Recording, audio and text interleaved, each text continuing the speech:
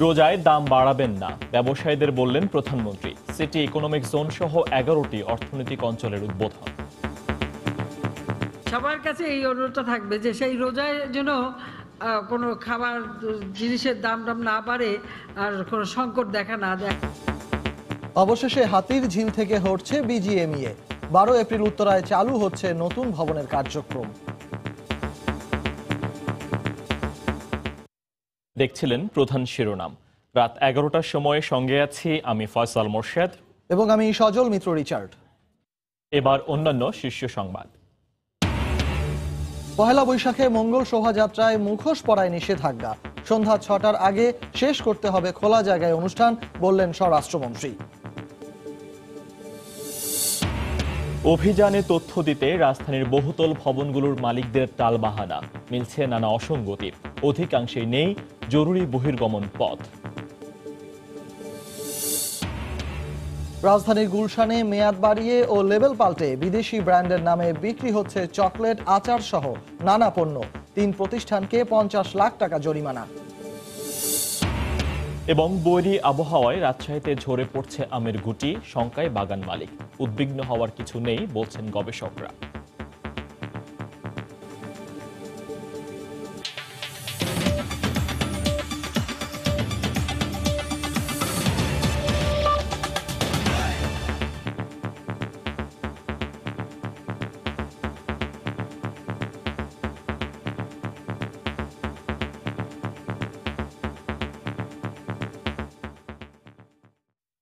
আসন্ন রমজান মাসে ভোগ্যপণ্যের দাম না বাড়াতে ব্যবসায়ীদের আহ্বান জানিয়েছেন প্রধানমন্ত্রী শেখ হাসিনা। সকালে গণভবন থেকে ভিডিও কনফারেন্সের মাধ্যমে বাংলাদেশ অর্থনৈতিক অঞ্চল কর্তৃপক্ষের আওতায় সিটি ইকোনমিক জোন সহ নতুন 11টি অর্থনৈতিক অঞ্চলের উদ্বোধনী অনুষ্ঠানে একথা বলেন তিনি। এ সময় প্রধানমন্ত্রী বলেন, সরকারি বেসরকারি খাতের সমন্বয়ই সমৃদ্ধির পথে দেশকে এগিয়ে নিতে হবে। দেশব্যাপী বিনিয়োগ ছড়িয়ে দিতে 2010 সালে বাংলাদেশ অর্থনৈতিক অঞ্চল কর্তৃপক্ষ প্রতিষ্ঠা করে আওয়ামী লীগ সরকার। তারপর থেকে দেশের আনাচে কানাচে নানা অবকাঠামোগত উন্নয়নে এখন বাস্তবায়নের পথে 28টি অর্থনৈতিক অঞ্চল। ঢাকার অদূরে বেসরকারি ব্যবসায়িক প্রতিষ্ঠান সিটি গ্রুপ নির্মিত এই অর্থনৈতিক অঞ্চলের মতোই দেশের প্রান্তিক পর্যায়ে এখন গড়ে উঠছে সরকারি বেসরকারি ইকোনমিক জোন। বুধবার সকালে গণভবন থেকে ভিডিও কনফারেন্সের মাধ্যমে 11টি নতুন অর্থনৈতিক অঞ্চল উদ্বোধন, 13টির ভিত্তিপ্রস্তর স্থাপন, 16টি শিল্প প্রতিষ্ঠানের বাণিজ্যিক কার্যক্রম, 20টি কলকারখানার ভিত্তিপ্রস্তর এবং 5টি চলমান প্রকল্পের উদ্বোধন করেন প্রধানমন্ত্রী শেখ হাসিনা। অনুষ্ঠানে প্রধানমন্ত্রী বলেন, লক্ষ্য স্থির রেখে কাজ করলে দেশ সামনে এগিয়ে যায়। গত 1 দশকে তার প্রমাণ দিয়েছে আওয়ামী লীগ। আমাদের সব কাজের মূল লক্ষ্যটা হচ্ছে কর্মসংস্থান। আমার দেশের কোনো তরুণ বেকার থাকবে না, তারা ট্রেনিং পাবে। আমরা যেমন ট্রেনিংয়ের ব্যবস্থা করে দিচ্ছি, পাশাপাশি শিক্ষার ব্যবস্থা করে দিচ্ছি। আমাদের এখন এগিয়ে যাওয়ার পালা। এই এগিয়ে যাওয়ার গতিশীলতা আমাদের ধরে রাখতে হবে। এ সময় সরকারি বেসরকারি উদ্যোগের সমন্বয়েই সমৃদ্ধ দেশ গড়ে তুলতে হবে উল্লেখ করে রোজায় ভোগ্যপণ্যের বাজার স্থিতিশীল রাখতে ব্যবসায়ীদের আহ্বান জানান তিনি। সামনে রোজা, ওই চিনির সমস্যা যেন না হয়, তেলের সমস্যা যেন না হয়, সেটা একটু ভালোভাবে দেখবেন। সবার কাছে এই অনুরোধটা থাকবে যে সেই রোজায় যেন কোনো খাবার জিনিসের দাম না বাড়ে আর কোনো সংকট দেখা না দেয়। পরে অর্থনৈতিক অঞ্চল সংশ্লিষ্ট 6 জেলায় উদ্যোক্তা ও স্থানীয়দের সঙ্গে কথা বলেন প্রধানমন্ত্রী। এ সময় নতুন অর্থনৈতিক অঞ্চলের আনুষ্ঠানিক যাত্রা শুরুর দিনে বিনিয়োগ বাড়ানো ও নতুন কর্মসংস্থান তৈরির অঙ্গীকার করেন উদ্যোক্তারা। দেশের শীর্ষস্থানীয় শিল্প প্রতিষ্ঠান সিটি গ্রুপের চেয়ারম্যান আশা করছেন, প্রায় 20,000 মানুষের কর্মসংস্থানের সুযোগ সৃষ্টি হবে সিটি ইকোনমিক জোনে। আমরা প্রায় 5,000 কোটি টাকা বিনিয়োগ করেছি। আরও 15,000 কোটি টাকা বিনিয়োগ করার জন্য পরিকল্পনা করেছি। বর্তমানে আমরা আনুমানিক 8,000 লোকের কর্মসংস্থান করেছি। এর মধ্যে প্রায় 1,000 মহিলা কর্মী আছেন। ইকোনমি জোনের কাজ সম্পন্ন হলে আরও প্রায় 12,000 লোকের কর্মসংস্থান হবে আশা করি।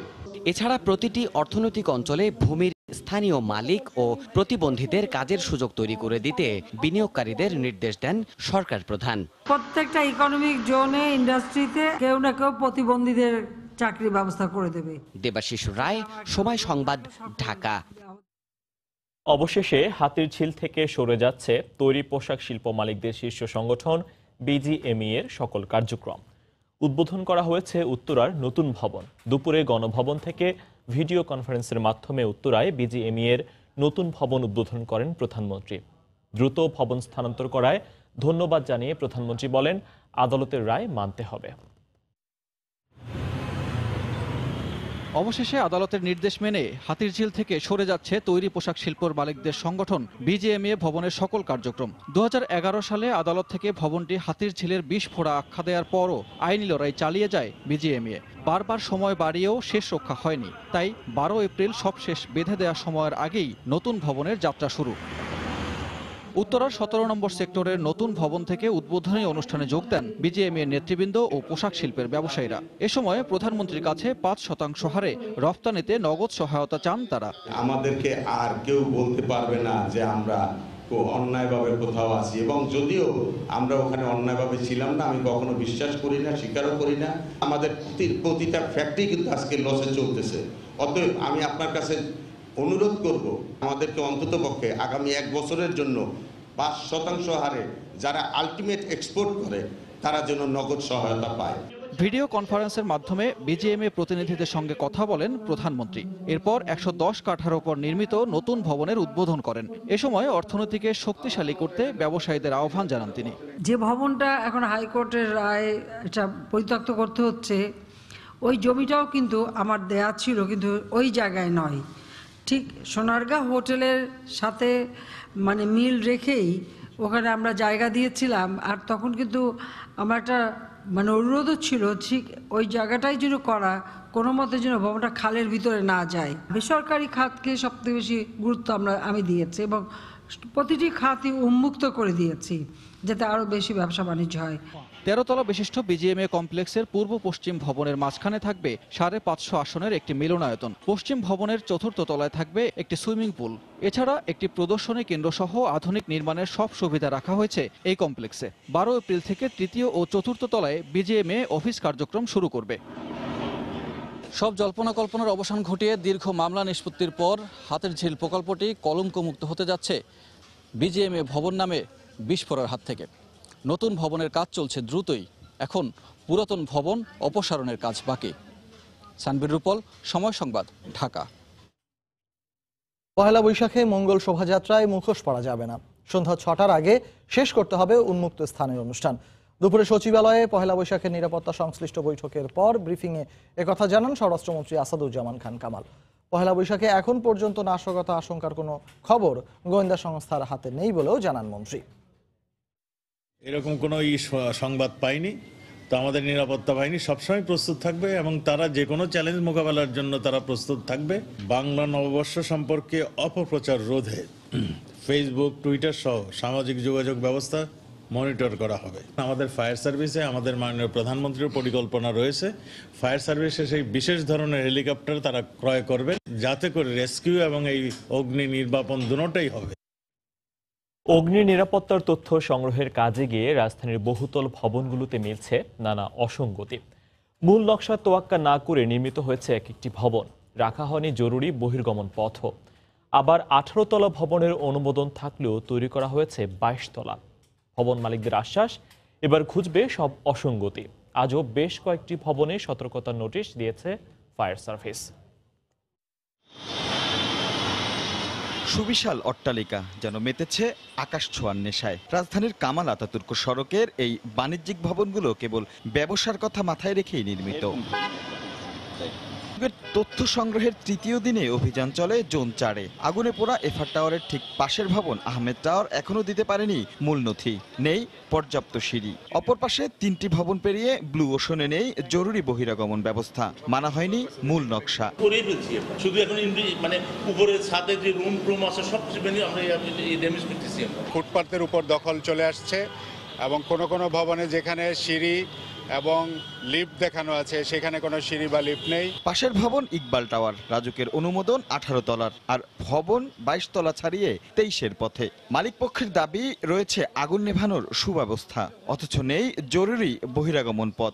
18 তলা পর্যন্ত অনুমোদন, কিন্তু এটার নির্মাণ আছে 23 তলার মতো। ফায়ার এক্সিট সিঁড়ি থাকার কথা ছিল, এই দুইটা ফায়ার এক্সিট সিঁড়ি এই বিল্ডিংয়ে স্থাপন করা হয় না। যেহেতু রাজুক আমাদেরকে রিগ্রেট করেন নাই, ওনাদের সাথে একটু মৌখিক কথা বলে আমরা এই কনস্ট্রাকশন করেছি। এলাকার অধিকাংশ ভবনের অগ্নি নিরাপত্তার হাল এমনই। অতি ঝুঁকিতে থাকা বেশ কয়েকটি ভবনে সাটিয়ে দেওয়া হয়েছে সতর্কতা। আমরা বিল্ডিং কর্তৃপক্ষকে জানিয়েছি, তাদের সাথে আমরা কথা বলেছি, তাদেরকে দেখিয়েছি যে আপনার ভবনের এই অবস্থা। এখন তাদেরও দায়িত্ব আছে তাদের এই ভবনগুলোর অগ্নি নিরাপত্তা পরিস্থিতি বাড়ানোর। এ পর্যন্ত 50-টিরও বেশি ভবনের তথ্য সংগ্রহ করেছে কর্তৃপক্ষ। ফায়ার সার্ভিস কিংবা রাজুকের পরিদর্শনে যেন বেরিয়ে আসছে একে একে থলের বিড়াল। রাজধানীর অভিজাত এলাকার এই সুউচ্চ ভবনগুলো যেন এক একটি মৃত্যু ফাঁদ। এখন দেখার বিষয় এই অসঙ্গতিগুলো আমলে নিয়ে কি পদক্ষেপ নেয় কর্তৃপক্ষ। রাশেদ লিমন, সময় সংবাদ, ঢাকা। উচ্চ আদালতের নিষেধাজ্ঞার কারণে যেসব অবৈধ ভবন উচ্ছেদে জটিলতা তৈরি হচ্ছে তার আইনি সমাধানে সর্বোচ্চ সহযোগিতার আশ্বাস দিয়েছেন আইনমন্ত্রী আনিসুল হক।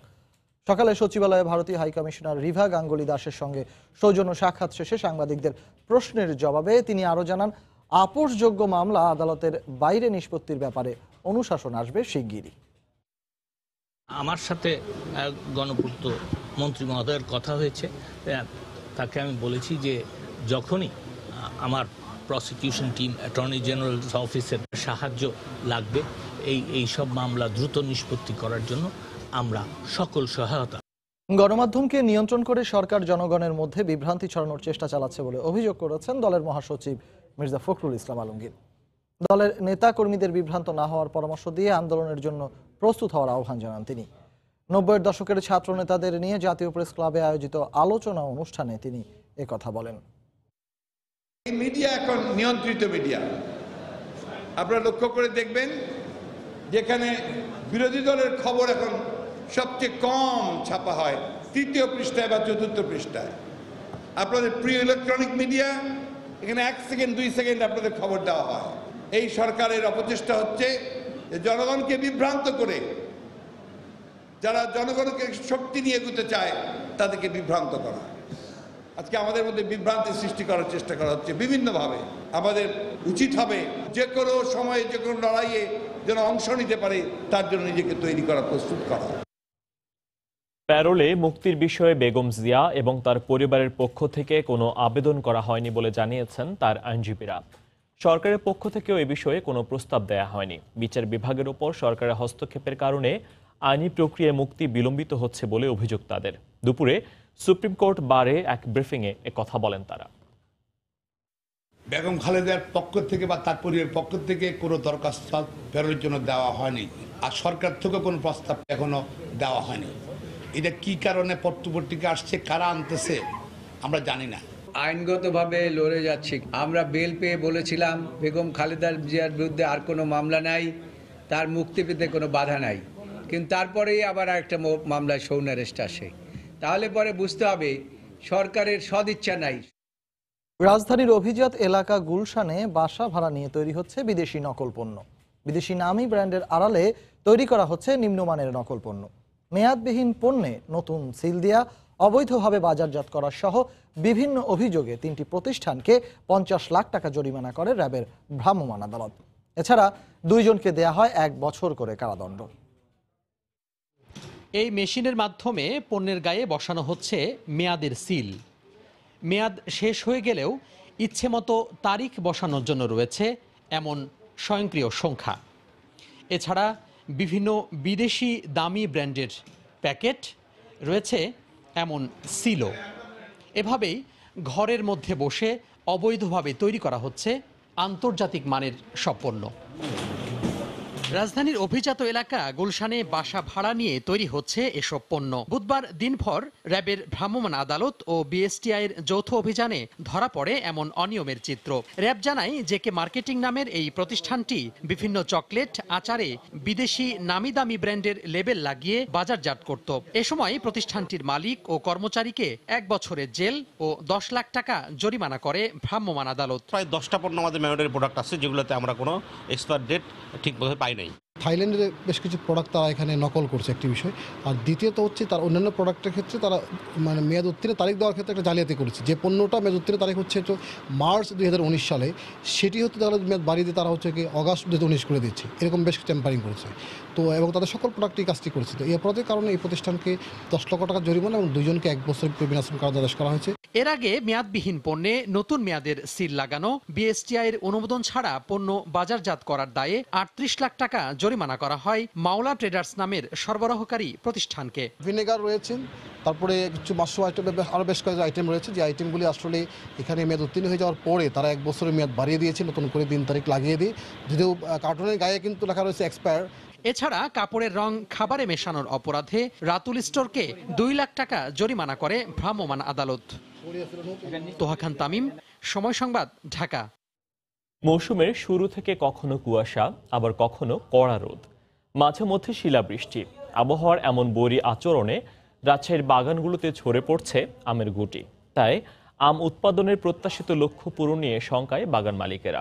তবে এতে উদ্বিগ্ন হওয়ার কোনো কারণ দেখছেন না ফল গবেষকেরা। রাকিবুল হাসানের রিপোর্ট, ক্যামেরায় ছিলেন হাবিবুর রহমান পাপ্পু। মৌসুমের শুরুতে রাজশাহীর বাগানগুলোতে আসে আমের আগাম মুকুল। যত্ন আর পরিচর্যায় জেলার 18,000 হেক্টর বাগানের মালিকদের স্বপ্ন যেন গুটি বাঁধে গাছের ডালে ডালে। কিন্তু চৈত্রের শুরুতে শিলাবৃষ্টি, কখনো সূর্যের প্রখর তাপে পুড়েছে রাজশাহীর আম বাগানগুলোর মুকুল, ঝরে পড়েছে গুটি। প্রকৃতির এমন বিরূপ আচরণে প্রত্যাশিত উৎপাদন নিয়ে শঙ্কিত বাগান মালিকরা। রোদের যে তাপ, এই গরমের আবহাওয়ার জন্য গুটি পড়ে যাচ্ছে, কারণ নিচে তো রস নাই, যেহেতু বৃষ্টি নাই, বৃষ্টি না থাকার জন্য হয়তো মুকুল গান টিকছে না। এই নিয়ে অনেক চিন্তিত, এখন শেষ পর্যন্ত বলা যাচ্ছে না যে আমের ফলাফল কি হতে পারে। যেগুলো পরামর্শ দেওয়া দরকার ছোটখাটো, এগুলো আমরা কৃষকদেরকে প্রতিনিয়ত দিচ্ছি, যাতে কৃষকরা এবার ফলনটা ভালো পেতে পারে। শঙ্কা আরো বাড়িয়েছে আবহাওয়া অফিসের পূর্বাভাস। এতে বলা হয়েছে রাজশাহীতে চৈত্রের শুরুর দিকের 35 ডিগ্রি তাপমাত্রা আবহাওয়ার বৈরিতারই ইঙ্গিত দেয়। বরেন্দ্র অঞ্চল, আমাদের পাশে পদ্মা নদী, এর একটা এফেক্ট আছে, কারণ সেখানে বালুকণা প্রতিনিয়ত উত্তপ্ত হচ্ছে। শুষ্কতার কারণে এখানে প্রতি বছরই তীব্র গরম অনুভূত হয় এবং এবারও তীব্র গরম অনুভূত হবে। এই অবস্থায় শঙ্কা দূর করতে বাগান মালিকদের সহায়তায় নানা পরামর্শ দিচ্ছেন ফল গবেষকরা। প্রতি লিটার পানিতে 20 গ্রাম ইউরিয়া দিয়ে যদি মটর দানা সাইজের আমি স্প্রে করা হয়, তাহলে কিন্তু গুটি ঝরা অনেক রোধ হবে। জেলা কৃষি সম্প্রসারণ অধিদপ্তরের তথ্য মতে এবছর জেলায় 2,13,426 মেট্রিক টন আম উৎপাদনের লক্ষ্যমাত্রা নির্ধারণ করা হয়েছে। রাকিবুল হাসান, সময় সংবাদ, রাজশাহী। মিয়ানমারে রোহিঙ্গাদের নিরাপত্তা নিশ্চিতে আসিয়ানভুক্ত রাষ্ট্রগুলো কাজ করছে উল্লেখ করে পররাষ্ট্রমন্ত্রী ডক্টর আব্দুল মোমেন জানিয়েছেন, মিয়ানমার ইতিবাচক হলেও রোহিঙ্গারা নিরাপত্তার অজুহাতে ফেরত যেতে চাচ্ছে না। সন্ধ্যায় রাষ্ট্রীয় অতিথি ভবন পদ্মায় সফররত থাইল্যান্ডের পররাষ্ট্রমন্ত্রী ও আসিয়ানের চেয়ারম্যান ডন প্রামুদিনাই এর সঙ্গে বৈঠক শেষে সাংবাদিকদের একথা বলেন তিনি। তারা বললেন যে মায়ানমার নিতে চায়, তাদের সাথে আলাপ হয়েছে, তারা ওদের নিতে চায়।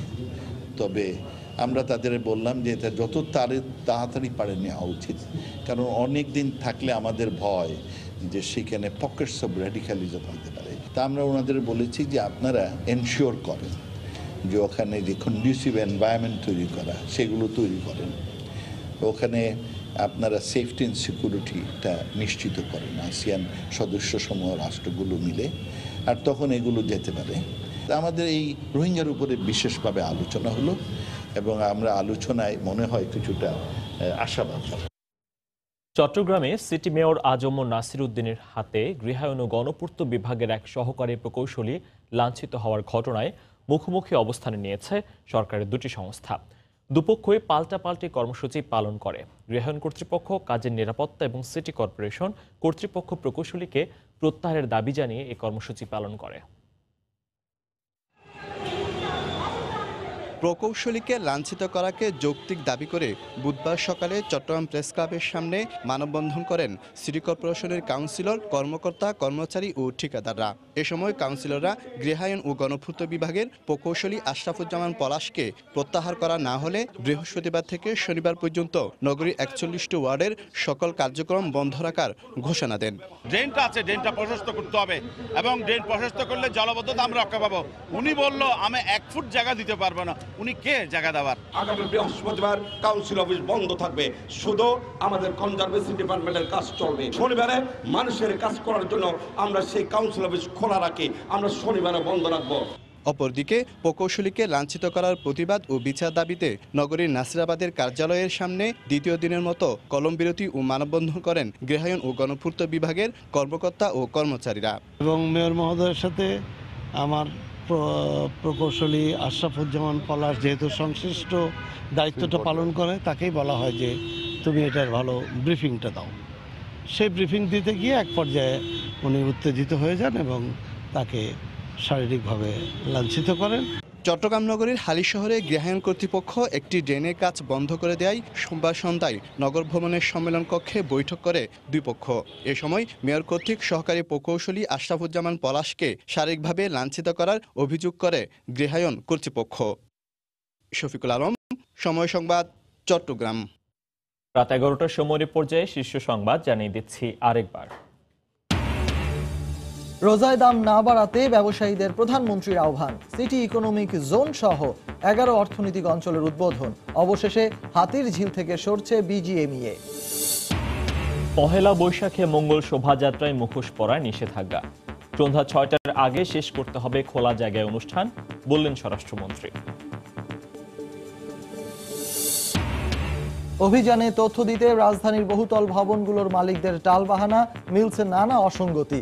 অধিকাংশেই নেই জরুরি বহির্গমন পথ। রাজধানীর গুলশানে মেয়াদ বাড়িয়ে ও লেবেল পাল্টে বিদেশি ব্র্যান্ডের নামে বিক্রি হচ্ছে চকলেট, আচার সহ নানা পণ্য। 3 প্রতিষ্ঠানকে 50 লাখ টাকা জরিমানা। এবং বৈরী আবহাওয়ায় রাজশাহীতে ঝরে পড়ছে আমের গুটি। সংখ্যায় বাগান মালিক উদ্বিগ্ন হবার কিছু নেই গবেষকরা।